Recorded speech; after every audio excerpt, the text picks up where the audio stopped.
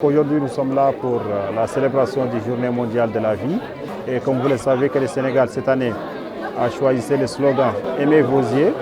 Donc, nous sommes là aujourd'hui pour montrer notre engagement, vraiment, en tant qu'autorité et partenaire financier et technique de l'État du Sénégal, pour vraiment l'engagement pour aider les populations sénégalaises dans ce combat contre la cécité. Nous avons déjà commencé à pérenniser les actions. On a visité tout de suite l'unité ophtalmologique qui est équipée par l'ONG pour envie de donner l'opportunité au TSO et l'ophtalmologue qui se trouve sur place, vraiment de travailler dans des conditions acceptables. En plus aussi, nous avons commencé depuis l'année passée le training ou la formation des médecins sur la technologie FACO qui est la dernière technologie dans ce domaine.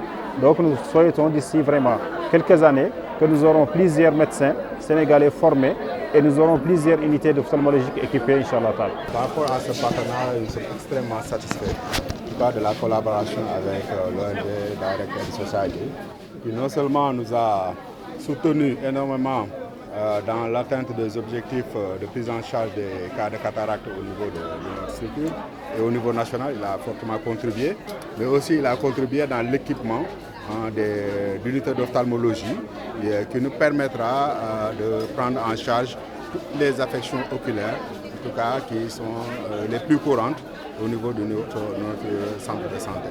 Donc les équipements, c'est des équipements diffèrent à partir des différents diagnostics, l'échographie, des équipements pour les mesures des lunettes, les mesures des implants, entre autres équipements qui vraiment dans cette unité ophtalmologique, le médecin trouvera tout ce qui est en besoin pour vraiment faire un bon diagnostic des pathologies ophtalmologiques. C'est du matériel de dernière génération, ils l'ont dit.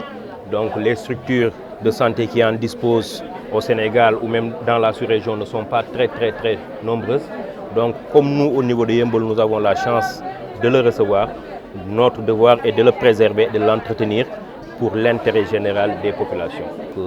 Au nom de Madame la ministre de la Santé et de l'Action sociale, je voudrais vraiment magnifier cette initiative, féliciter vivement Monsieur le médecin-chef du district sanitaire de Yeumbeul, mais féliciter et remercier l'ONG Direct Aid Society, Monsieur le directeur général de Direct Aid Society et l'ensemble du personnel qui l'accompagne, que ce soit le personnel qualifié, les médecins qui sont là en train de traiter les patients, que ce soit aussi le personnel d'appoint qui les accompagne.